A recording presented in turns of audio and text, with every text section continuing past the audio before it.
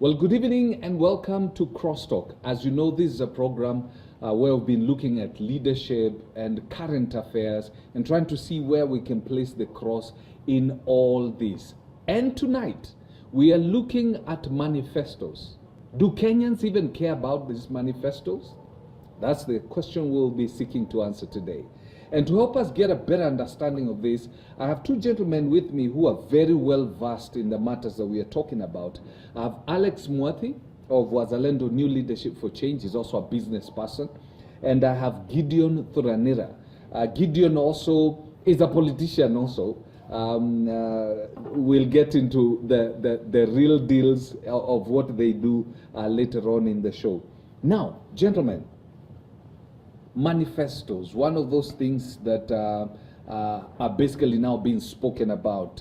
Azimio has already launched its manifesto. Yes, they have. Kenya Kwanza is supposed to release its manifesto at the end of June. I think Roots Party has released its manifesto, and people already know a couple of things. I know Agano Party has also said they will be releasing their manifesto pretty soon. What is the importance of manifestos in Kenya? Let me start with you. Did you ask the importance of manifestos Yes. in Kenya or in reality? Okay. In reality, in general. Okay. Thank you for inviting us to the show. Yes. I'm Gideon Thuranira, like you have said, and I'm a leadership consultant. Yes. I run corporate governance forums and other related leadership issues. Now, when you talk of manifestos in a political sense, it's like what a businessman calls a strategic plan in business. It shows the roadmap Yes. of what you want to achieve and how you want to achieve it. Yes. So when we talk about a political manifesto, you want to tell the people who are giving you the mandate to lead them what promise you are giving them in terms of what you are capable and you intend to deliver for the time you're going to be in office. It's like a contract that you are giving them, that if you sign for me through your vote, this is what I am going to do. And it is pretty important because you cannot get into leadership without knowing where you want to lead your people to. But people also, it's incumbent on them to interrogate your manifesto to know whether what you're telling them you want to do for them or where you want to take them is what they would want or where they would want to go. If we narrow it down to Kenya, because I think Kenya is a very unique country. Yes. There are things that work in other places, but here we seem to move very differently. Are manifestos still important here? Is a fact that manifestos are what I would call an MOU between a political party and its followers. To an extent, you're signing a document, in quote unquote, that of what you're going to do for the people. And when they are voting you, they're basically signing on the dotted line to say, yes, we agree with you. Because this is what you told us you'll do. We have accepted you. And ideally, that's supposed to be the reason. Manifestos are very important because then you have an idea, an inkling of where you're going.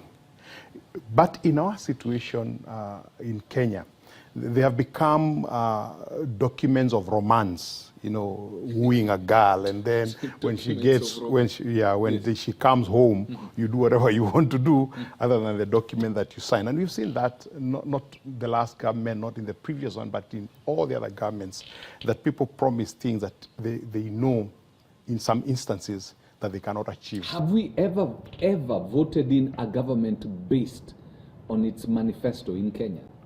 I think in 2002, when Kibaki came in for the first term, people were very keen on a transformation that was promised by the NAC coalition, the one that took over that time.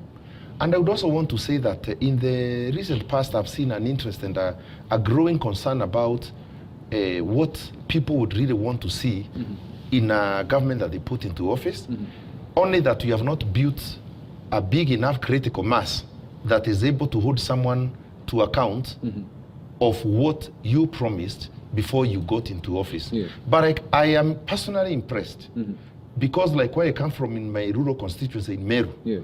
I find people telling somebody, kindly sell to us your manifesto, which means there is a growing interest Yes. with the What are you going to do with the for voter us? wanting to know Yes. what you really want to offer them once you get into office. But like my colleague has said, the issuers or the guys who bring the manifesto, in the past, they have not shown us commitment to their word, but you realize that many people, when they talk nowadays, they talk about the Kibaki administration, Yes. because they tried to offer what they promised. So I think there is a growing interest. There's a growing interest. But there is a lot more that needs to be done, Yes. especially in holding somebody to account. Yes. Yes. At the risk of sounding very pessimistic, you know, I'm an optimist in life, Yes. that our politics have never been about issues that will be captured in a manifesto. Not yet. Our Our politics issue has never been about from issues. 1963. Yes. It's all been about individuals. It's about portraying individuals as leaders. And the manifesto was just one of the things that you flag over into people. And you can go in 1992, the issue was that we wanted a democratic country. We wanted Moi out because we wanted to elect someone else. In 1997, we messed it up because all of us went and opposed Moi and akapita katikati. Yes. In 2002, the issue wasn't about the Kibaki and NAC manifesto because NAC was hardly 6 months. You remember the elections were in December, and NAC really formed completely in August. So those people had no time to prepare a manifesto for us, even when we started to support them from Uhuru Park. The issue then was to remove Moi. Nothing to do with the manifesto. We were only fortunate that Kibaki was an economist. And as he sat as a president, he thought economy, even in the midst of all the other shenanigans that are going on in terms of people trying to self-organize themselves and trying to show themselves off and be able to portray themselves, as you saw with the breakup in 2006. Nothing to do with the manifesto. We came 2007. It was an issue of 41 against 1. It didn't matter what document was written. It was 41 against 1. We need to kick these people out because they have eaten enough. They should now get out of here. And you see the result of that.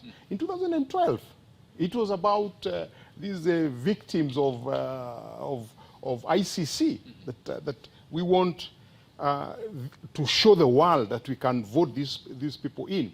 In 2017, it was again a conflict between these two opposing sides. So that even when the manifesto was written and it was so grand in terms of the promises done, I do not think that the people who wrote it really believed in it themselves. And number two, they didn't do any much attempt to be able to do it. And I'll tell you why. As soon as they came into government, they packed the manifesto and they gave us 4 pillars, which means the manifesto didn't matter. We need to move on and do these 4 pillars. So why should we care about the manifestos that are being released now? We should care because we are living at a time where we have to follow facts and proven and scientific facts that can be proven. Yes. Because in my view, for example, there is a lot that is being said by the different, especially the 2 leading coalitions, on what they want to do for Kenya. But we must go back and ask ourselves, what has been the hindrance to doing that even in the past? And in that sense, I tend to think we need to interrogate the intentions of those who want to get into office. And to me, that is what basically we are calling the manifesto. Because sometimes we even have manifestos that there is what we call the written and the unwritten. And we need, like now, the 2002, the one that my colleague is talking about for Kibaki administration, the manifesto that was not written was transformation and change of God. That is what everyone was dying for. They just wanted way out. But like as we are moving now, people are becoming more keen on what they want to achieve. And that is why now we have the Azimio Coalition Manifesto. We are keenly waiting to see what Kenya Kwanza has to offer. And I think it will also help in the final leg to see who is saying what, because Kenyans are also reaching a point where they are saying you will never take us for granted forever. Of course, we know change in political leadership is gradual. It's not an event. It's a process. But I think we are building a serious mass of Kenyans, both middle and upper class, and even some emerging guys who are coming from the lower stratas, who are saying, we want to know. Because now Kenyans, for example, know the money you come giving us in CDF is not your money. It is our money. When county governments come telling us and making for us roads, it's not a favor. It's an obligation. So I think we are growing. We are not where we were in 92, 97, 02, 07, 2012, 2017. Things are changing. Manifestos are very important. Yes. Now, as we go for the break, we'll come back and find out what is this thing that needs to be unpacked within these manifestos. What is the biggest problem facing Kenya right now? Cost of living, healthcare, we have food security. That's and all this. Very and critical. So we need to look at what so far has been put on the table. And so that even when the other manifestos come, we'll try and see, have they sorted out the problem that is bedeviling Kenya, so that we know these guys have an idea. And also we tie it to the individuals giving the promise. Because we can't just vote for people based on what they are promising, but also based on their track record. When you had an opportunity to lead, when you had power, what did you do? All right, let's take that break right now. When we come back, we'll get into the nitty-gritty and see who among the 4 presidential candidates looks like they can execute and save Kenya from where we are today.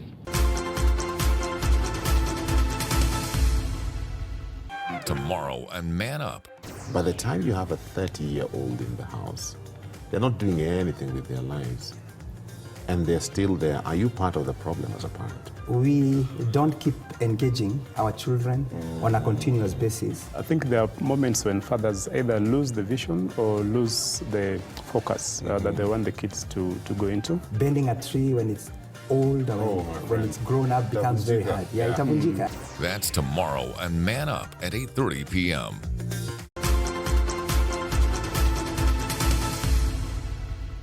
Now, welcome back to Crosstalk. And just in case you've joined us, today we are talking about manifestos and whether Kenyans really need these manifestos.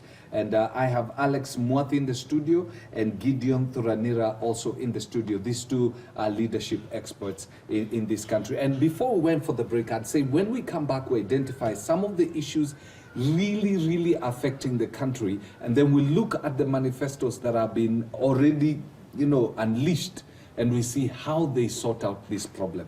What are the key issues, basically pretty fast, affecting this country? For me, I only have 2 issues. The rest are just symptoms of those 2 issues. And even those 2 issues are related, and they can be merged into one. Number 1, corruption. That is my main problem as a leader, that I think if we fixed it, the rest of the issues we talk about, whether in education, water, agriculture, health, they will be fixed. Corruption and something called impunity. Impunity, where a leader does something very outrageous to the detriment of the majority of Kenyans, especially the vulnerable and the poor. And he knows he will get away with it. You will take him nowhere. And he will walk around saying he's a millionaire or a billionaire, but he's just a share. So to me, those 2, corruption and the brother called impunity, because they go hand in hand. To me, those are the issues. Mwathi, what are... First of all, let me say this about manifestos. When someone is forming a contract with another person, it's always good to have terms of reference. And when an MOU is really a TOR, between a politician and the people that he leads. That's why he was saying that right now when you go to the town hall meetings or in the village, people now are asking, what is it that you're going to do for us? Because there's a desire in everybody to know what you'll do for them if they elected you. Yes. And it's a very important document. So having said earlier that, look, for us it's never been an issue, yes. As our democracy matures, and we're still not yet there. Yes. If you remember, United States declared independence in 1776, and it took them 99 years in 1886 to abolish slavery. In the Constitution, they had said that all men are equal. Yet it took so long. Yes. So is manifestos important? It is important going forward. Will the people that are giving us manifesto today honor the manifestos? No, because they don't know how to do it. So what are the key issues so that when you get that manifesto, you look at it and see, have this been sorted out? Of course, our society, like my friend says, has suffered from this thing called corruption. And if anybody was to be able to deal with that, it's very easy now to deal with the rest of the issues. Because when you look at industrialization, it's been brought down by corruption. When you look at agriculture, which has been our backbone, coffee, 60 years after independence, is still sold by people sitting in an office in Mombasa. So that the farmers don't really get the benefit. You sell coffee at 120 shillings now, we are saying it's 300 shillings, whatever. That person sitting in Mombasa sells the same coffee seated in Mombasa at 2,000 shillings elsewhere, which means that he's the one who is gaining. Why is that not changing? Because there's somebody who is paying someone else so that you cannot shake that situation. So that would work. But on an immediate basis, what needs to be done for me is leadership. We lack leadership. We elect people, but they really go out there and look after themselves, as opposed to looking for ourselves. So that if we had leadership, it will finish corruption. Because leadership is about having a vision of where you want to take a country, where you want to take a constituency, where you want to take whatever you are leading. And that's what... Having a vision. That's what is lacking today. That is what the manifesto... We lack leadership. Yes, that's what the manifesto seeks to provide. No, the manifesto seeks to provide the roadmap to that leadership. What is my roadmap? If I want to start today to tomorrow, this is my roadmap as a leader. So, if you look at the manifestos that have already been released, we have the Azimio that has been already released. Kenya Kwanza is coming at the end of the month of June. I know Roots Party has released its manifesto. As to how much of that is known is the other question. So, of the ones that have been released, how do we deal with this creature called corruption? So that when you look at it like this, you will know these guys are serious about what they're talking about. I am personally very inspired by the Azimio manifesto because we can only talk about what we know. We don't know about the Kenya Kwanza one because we are still waiting.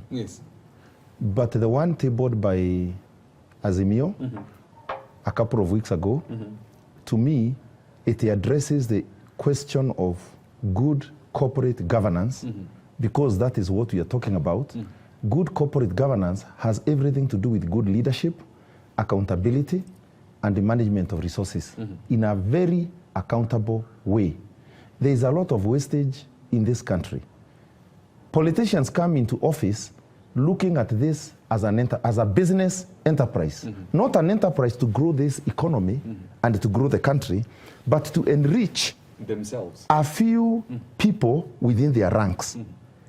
But the moment we are able to say, you come, there's a statement people keep quoting about what Kibaki said, President Kibaki said, about what leadership is, that it is a privilege to better lives of your citizens, but not to enrich or to benefit yourself.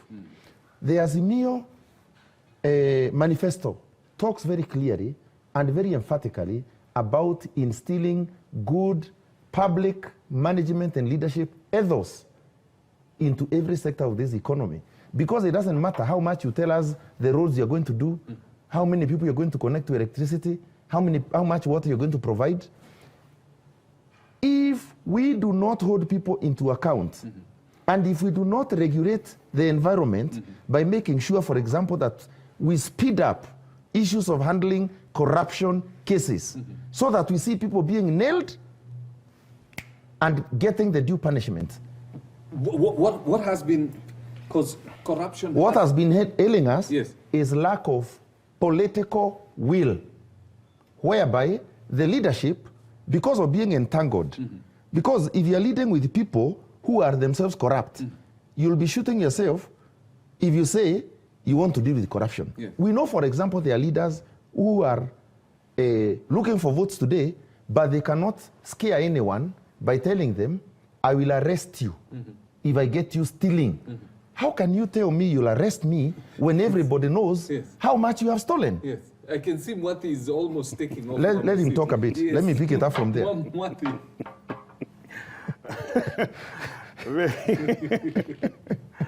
Politics is about looking at the side that you like and creating a story around it and making it look good.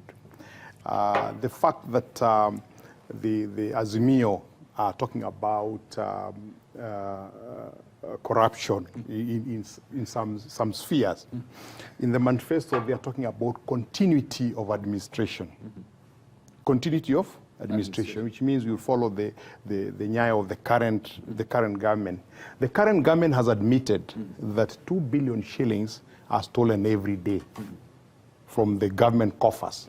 It's about 1 trillion shillings, which has also been confirmed by the Auditor General and for other government institutions that have said that 40% of the budget is wasted. If we are 40%. Between 30 and 40%. 30 and 40%. It's about 1 trillion shillings now. 1 trillion shillings is wasted. 800 to a million, billion to a today.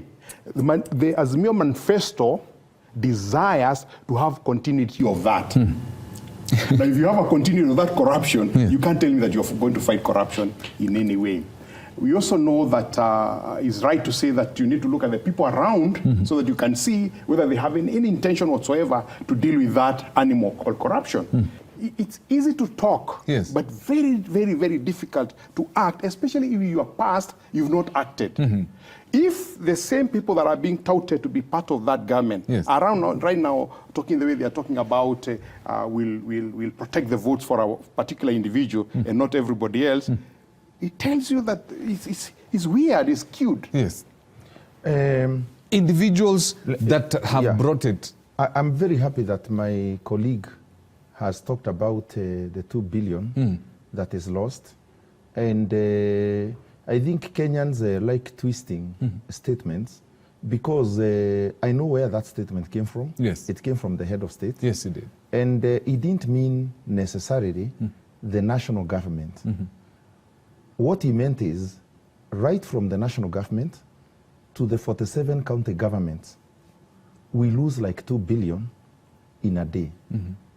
Then we must also recognize the environment under which we operate.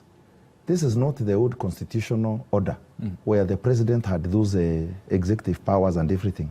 These days, the country is growing gradually. We have institutions that are mandated to do certain things. There are things the president cannot do because he will be overruled maybe by the legislature, parliament. Because the three arms are now functioning very independently. And it is not good, in my view, to say that somebody has not done this or the other, because the first question you should ask yourself is he the one mandated to do it? What is the role of the president? What is the role of the executive? What are the roles of, for example, and that's why I'm very happy about the progress the nation is making. Before Kibaki came into office, very few Kenyans knew that there is something called EACC or DCI, and they can deal with you if they catch you on the wrong footing in terms of management of resources. So I want to say that we are on the right track. And remember, we are discussing manifestos. We cannot talk about what has not been tabled. We can only talk about what has been tabled. The manifesto that has been already... And when it talks about continuity of government, I would want to say, I have really interrogated the Azimio people. And I know the continuity they are talking about is continuing with the policies that are in place, but after sealing those loopholes of wastage. Yes. Because one problem we have, my brother, which I can tell you, Yes. is that in Kenya we also have this problem that the Azimio Manifesto wants to cure, where someone is chosen like an MP. Yes. He goes and does public participation for the projects he wants to do for the people. The term ends before they are over. A new guy comes and trashes everything and says, now I want to give you something that is really going to work. We need to get out of that. Because as long as public participation was done according to the law, and the supreme law for that matter, Yes. it is no longer anybody's project, it is the people's project. So there should be continuation of those. There needs to be continuation. So how, when we look at the individuals, as we said, because Yes. I can see Kevin screaming. Yes. When we look at the individuals who have already released their manifesto, That is a Martha Baba and Karao, the mother. yes. Yes. credentials in terms of implementation? Oh my goodness. Those guys are reformists. The only thing they need are guys to do the operationalization. And I have watched, for example, Mother Karua speak in very many forums, and I am convinced, because I know there is a time she was the Minister for Water. I know what she did in the water sector, the reforms and the policies she helped draft for water. Yes. She was Minister for Justice and Constitutional Affairs. I know what she is capable of doing. She is the one who gave the judiciary the teeth you see them having to bite today. I know what engineer the Honorable Raila Amolo Odinga, when he was the Minister for Roads, were it not for him. It is the first time we saw in Kenya big building and big mansions of big people being brought down. The networks you see around, the bypasses in Kileleshwa, wherever, they would not be there today.